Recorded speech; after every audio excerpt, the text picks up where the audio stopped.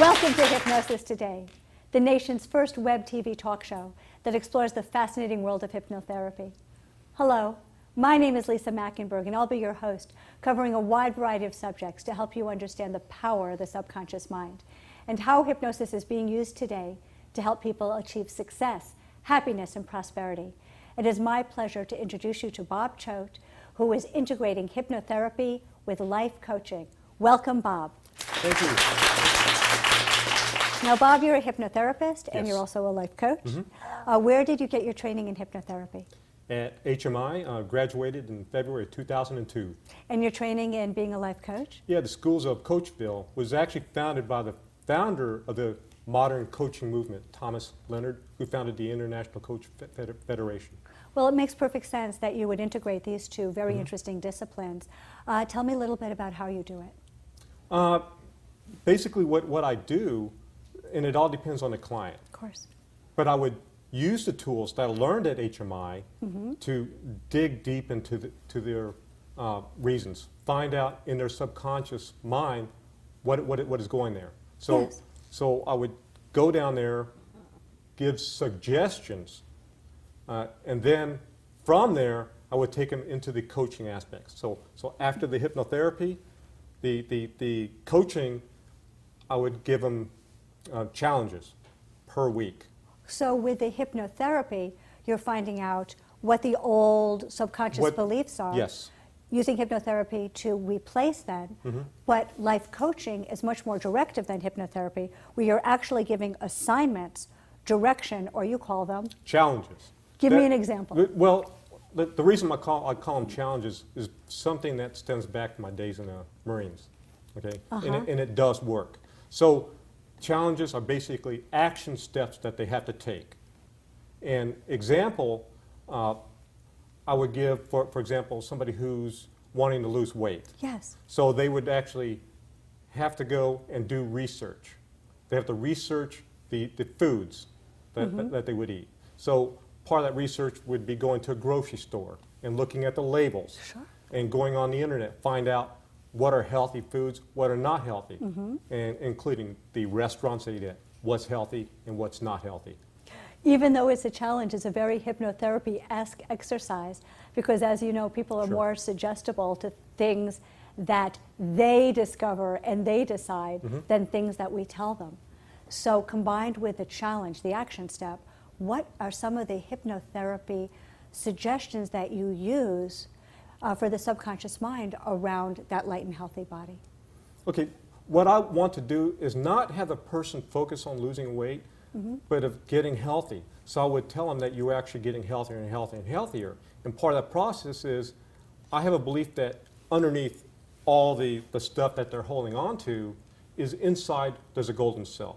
And I like to tell them a story of the Golden Buddha. Okay. And back in May of 1954 in Bangkok, Thailand, at one of the largest Buddhist temples. And there's this huge Buddha, 15 feet tall, 15 feet wide, weighs 15 tons. Wow. And they were doing some work in that area. So they actually had to move the Buddha. In the process of moving this clay and plaster Buddha, the crack happened. And they got kind of scared, so one of the elder monks got a light, shone it through it, and through one of the larger cracks, a glow came out. Now, underneath this plaster and clay was a Buddha of solid gold, 15 tons of solid gold. Wow. So that's what I search for in each person, is that golden self, get rid of that plaster and clay. Yes. So that would be the post-hypnotic suggestion, is you can begin to see your golden self. Exactly. Yes. So as we're working with those beliefs, there are other challenges. What other challenges, action steps, would people take as they are discovering their golden self? Well, part of the challenge with some people is that they may have a hard time with the initial challenge. So I have to even break it down even farther and give them specific suggestions, like going to the grocery store, and I would have to tell them to add it to part of their shopping when they go grocery shopping. For example, when you grocery shop, I want you to go to the outside aisles. those are the action steps you're going to be taking. That's where the healthiest foods are. If you decide to go in a center, part of your steps is, again, read the labels. So you don't have to do it outside of what you normally do. Incorporate it into your normal everyday life. It makes it a lot easier. Oh, sure. Then you don't say, well, I didn't have time to go to the library. My internet was down. Because That's everybody right. has to go to the supermarket. If you buy food, reading the label is such an easy part of it. Now, what other lifestyle changes, associations, do people have to make during the week to rediscover their golden self? Okay, some of the changes that they have to do is start looking at that golden self as a healthy being that needs to be fed the best of foods for their health. And also moving. They have to continually move themselves. Does that mean going to the gym? No. People think that when they have to exercise, they have to belong to a fitness club. So they say, well, I don't have time. So I can't go to the fitness club. No, you incorporate movement in your everyday life. Give me an example. An example, let's say you go to the mall and you go shopping. Now most people, what do they try to do? When they go to the mall, I circle around and around and around till I find the closest spot. The closest spot, exactly, yeah. So I tell them, here's what you're going to do. You're going to circle around and around until you can find the farthest spot. Then you're going to use that extra walk as part of your exercise. You're not going to take the escalators. You're going to take the stairs up. Wow. Do people become suggestible to who they're hanging out with? Sure. One of the things I learned a long time ago is that who we associate with, we tend to become more like. So if you look at the 5 people that you associate with the most, you're actually the sum average of those 5 people. Sum average. Wow. If I think about that, it turns out that you're absolutely right. So people that have weight issues, they tend to hang out with people that are like them. They're not going to hang around with the fit people. If you want to get fit, who do you hang out with? Fit people, right? Yes. So, like with me, I hang out with fit people. And my training partner, Jason, extremely fit, 3% body fat. So, this guy is a former Muay Thai super heavyweight world champion. So these are the kind of people that I hang out with in terms of my health and fitness. Related to that, I read a very interesting study, a research study, about how in industrialized countries, people are getting fatter and fatter and fatter. Yes. And one of the things that they found is when you're overweight and you start hanging out with 5 people who are also overweight, it normalizes it. And that's the way that we are. And as a group, we continue to get heavier and more unhealthy and heavier and more unhealthy. So instead, if you turn it around and you hang out with fit people, then you're actually going to associate with their lifestyle. Is that correct? Yes. And your perception also changes.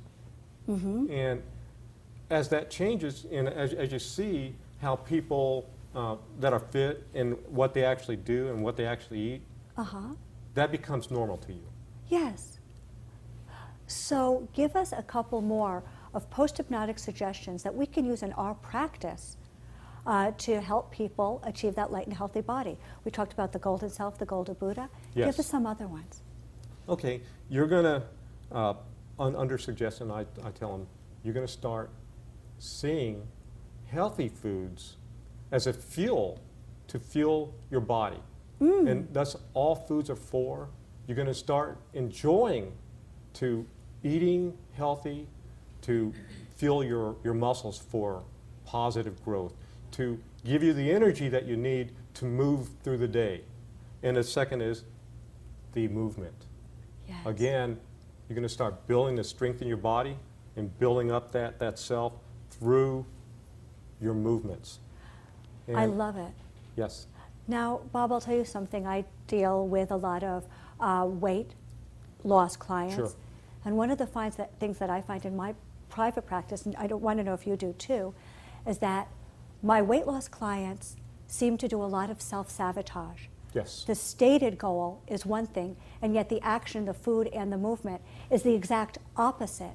So when we return to from break, I want you to talk to us about why people self-sabotage, why is the action opposite to the goal, and how we can help our clients who are self-sabotaging achieve their light and healthy body. Excellent. So we're going to hold these thoughts right now because we're going to take our short break. But please stay tuned because when we come back, we're going to talk more to Bob Choate about integrating life coaching, hypnotherapy, and how to help our clients overcome self-sabotage. Stay tuned.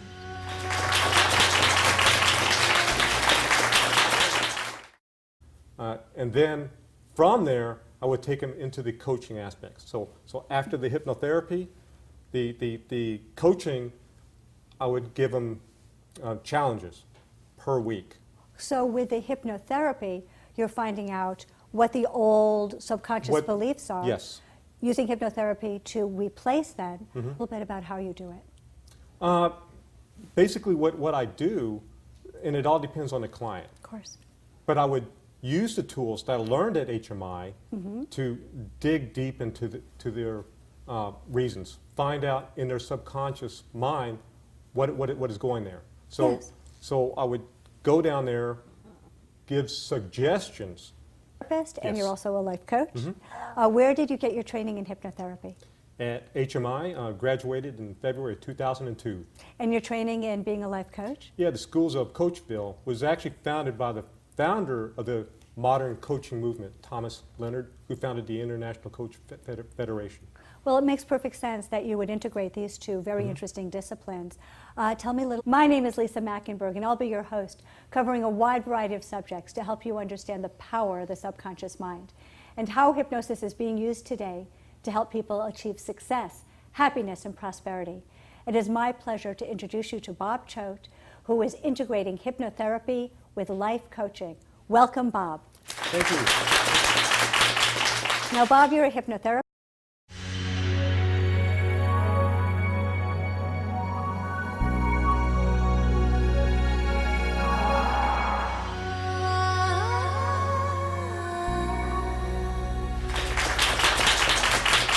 Welcome to Hypnosis Today, the nation's first web TV talk show that explores the fascinating world of hypnotherapy. Hello,